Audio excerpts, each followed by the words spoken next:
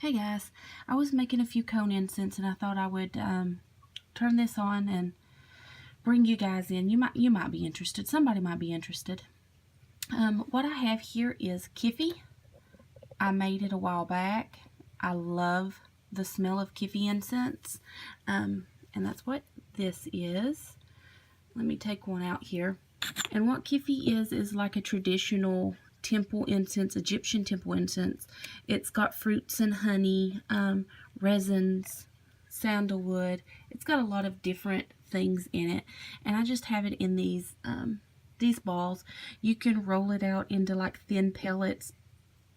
I was kind of in a hurry when I was rolling these out that day. Oh my gosh, they smell good. They have lotus oil in them. Anyway, so I threw that back in there. I need that out here so I can show you guys. Kifi is non-combustible incense, which means that you actually have to have like a disc to burn this on, or you have to put this on something hot, guys, to melt it down, to burn it, to get it to release its aroma.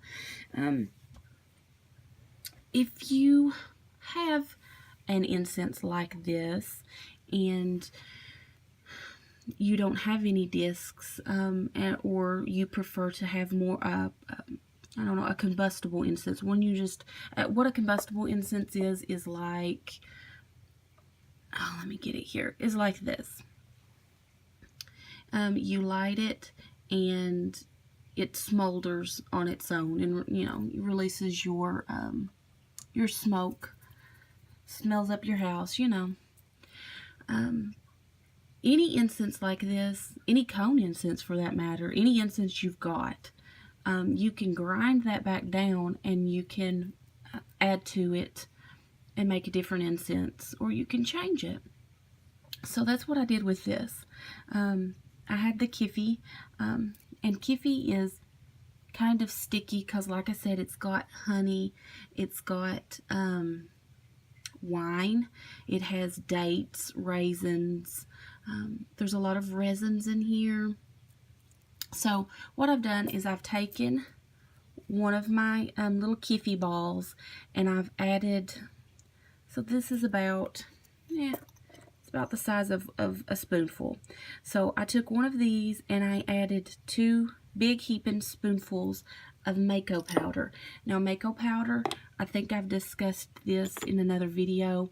It's a bark that's been powdered down, and it's kind of self-combusting.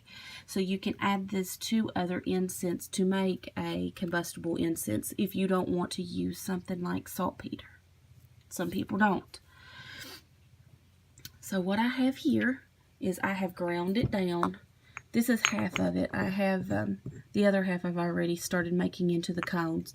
But I've ground down, and let me tell y'all, it takes some work. You got to put some elbow grease into this. I've ground down that Kifi ball and into my Maako powder here until it's very fine. You want everything to pretty much be uniform in the size, and it takes a while. It really does. Don't try to put a ball of Kifi or some kind of more gummy incense into your mortar and pestle without any powder in there, because what's going to happen is it's going to stick into all the little grooves into your mortar and pestle, and you're just not going to get anywhere with it.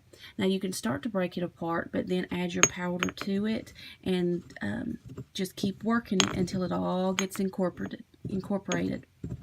As you can see, it's pretty fine right now. So what you would do, let me scoot this back,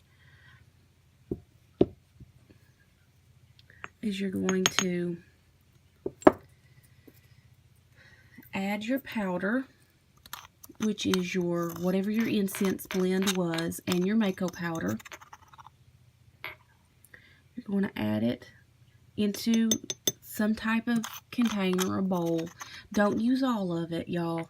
Leave like a little bit in here. Always leave some of your powder behind, because if you add too much liquid to this, you're going to want to thin it, or you're going to want to dry it down a little bit with a little powder, and so keep some of your mixture aside.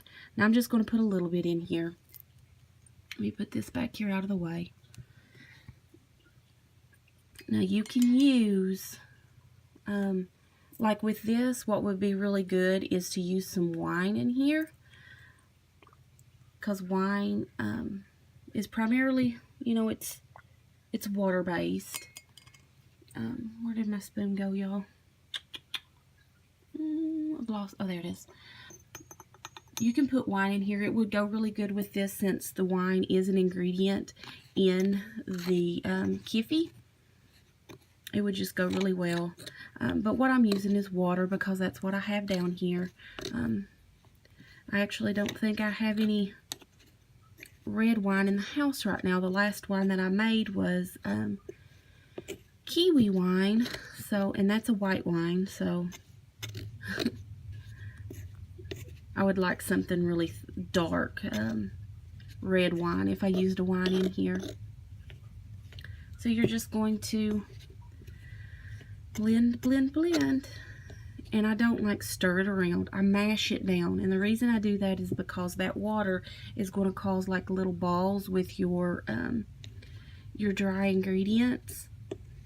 And you're just going to keep mashing it, and it's going to spread out those little balls that have formed until you get all of your dry ingredients in there. And pretty soon you're going to see it's all going to kind of, start coming together in one big ball. Now once you work this, and like, you can look at it and see, and you think, oh, that's way too dry. If you're thinking it's way too dry, keep working it. Keep working it. Because you have those little balls that have moisture in the center of them. And you're just going to keep working it, y'all. Now I can tell that this one, just from experience, I can tell that this one needs just a little bit more liquid in there. And don't go overboard with the liquid, y'all, because,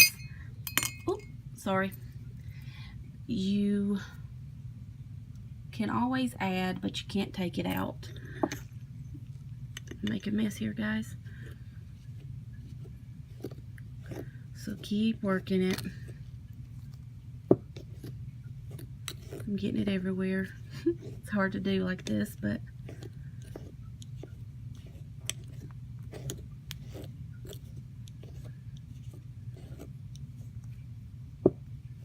okay. See how it's kind of starting to come together a little bit more? I don't know if you guys can tell. I'm going to put just a couple more drops in here.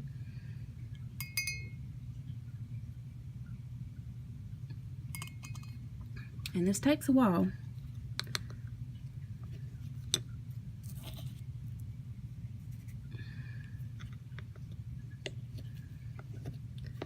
But I'm going to take you guys along for the ride. I might speed this up a little bit. I don't know. A lot of times I would, ordinarily I would just turn this off and come back when it's all together, but I think it would be good for you to actually, I mean, if you're starting to learn to make incense, I think this would be good for you to actually see the whole process, how long that it takes here to get this together. Now, as you can see how it's kind of sticking to my spoon? It's all trying to come together into a big ball. So just keep at it.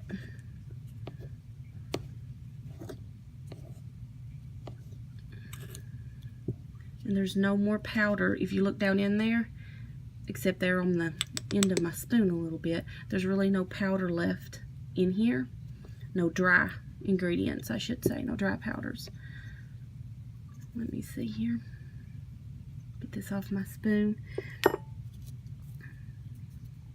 Now, if y'all have a lot of like essential oils in here, you're going to want to wear gloves, because you're not want to get that all on your skin. Unless it's like lavender. Lavender's not going to hurt anything, but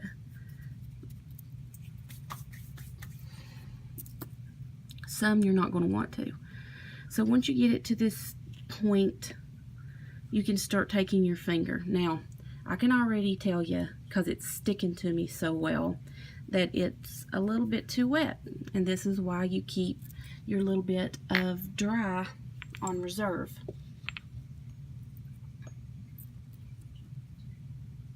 So you just put it in there. It's like making bread, y'all. You just got to keep working it, kneading it, until it all comes together.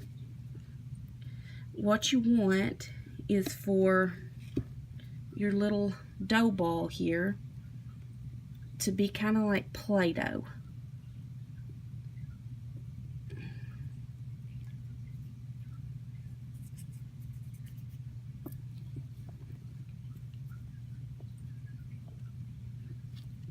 Now, I'm sorry, I'm at an odd angle here. I'm having to reach a little ways around this camera to show you guys. And this whole thing is like trial and error. You pretty much got to do it a while to kind of figure it out, and you'll kind of get a feel for it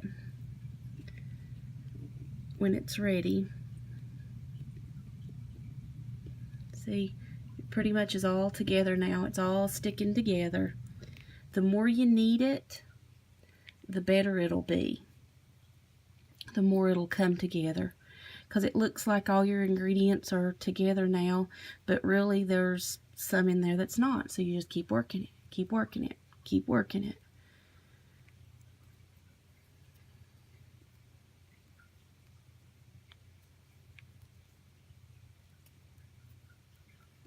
Just keep at it.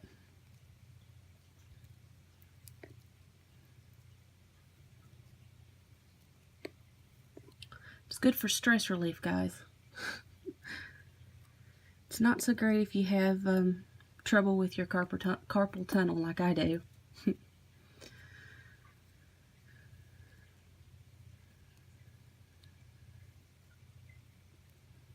Now this one could probably use, I could have probably not put that last drop of fluid in there. Because if you look here, when I squish it, it kind of cracks just a little bit, but it's still pretty good. It's still pretty good. It's I could work with this, especially for just making a cone. Now, if I were putting this, if I was wanting to make this into like a very thin stick, it may not work just because it needs a little bit more moisture. And I said that last drop.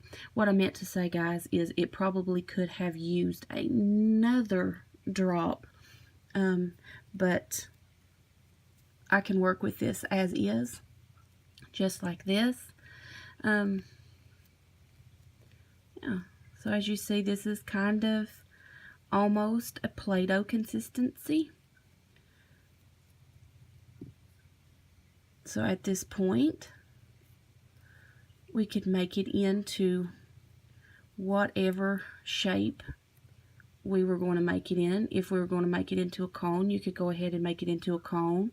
As you can see, it's easy to roll out. It's easier if you like lay this on a hard surface, a hard smooth surface, to make your sticks if you're wanting to make a stick. I'll show you guys here. I just kind of did it roughly in my hand, but you can roll it out. But see how it kind of wants to break just a little bit? That's because it just needs a little bit more moisture in it. But I'm not going to make sticks. I'm going to make cones.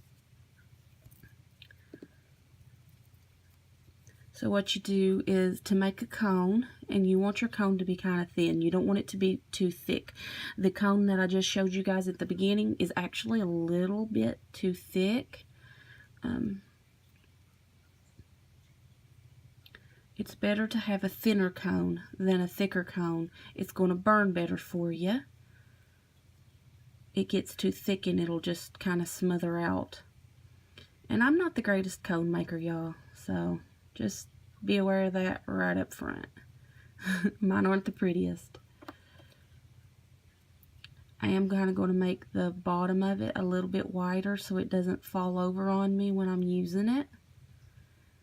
And there's actually cone makers out there that you can buy. They're just in the shape you shove the material up in it and then pop it out. I'm okay with the rustic, rough look. Let's see. You can lay this or sit this on a flat surface and work it until it's nice and thin. Make it look however you want. Just remember to keep it kind of thin, y'all. See, that's just, yeah, he's crooked, but you get the idea.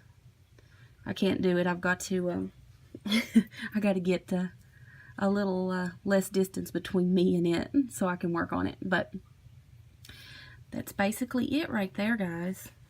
Let it dry a couple of days at least, and while you're letting it dry, kind of turn it, move it, so that it's not just sitting in one spot. If you have it sitting up like this, then the bottom of your cone where it's sitting against the surface isn't going to dry. So make sure you lay it on its side. Move it on the other side. Just keep moving it so that it can dry throughout, and then you can burn it. One thing though that I generally like to do is once you put all your ingredients, if you're starting from scratch, once you put all of your ingredients together, put them in an airtight container and let them sit for a while. At least 24 hours. It's like making chili. When you make chili and it's fresh and you've just made it and you take it out of the pot and it's good, but it's even better the next day, right? And the day after that, and the day after that. It just keeps getting better because all those flavors just kind of mingle, and I don't know, they make magic together, y'all. So that's what you want to do with your incense. Put it airtight container, close it up, sit it aside, and let everything just kind of mingle for a while, and then come back to it and make your cones or whatever you're wanting to make out of it. So, all right, I hope I didn't ramble too much in this. Yeah, I'm going to go get some coffee and finish these up. Oh, here's the other gob that I was making before I decided to show you guys. This one is almost pretty much perfect. It does crack a little bit, but that's where it's been sitting here on the desk. But look at that. It started to dry out a little bit where I was talking to you guys for these 18 minutes. Sorry that this has been so long. But yeah. Pretty much how you know if it's perfect is if it's like the Play-Doh consistency.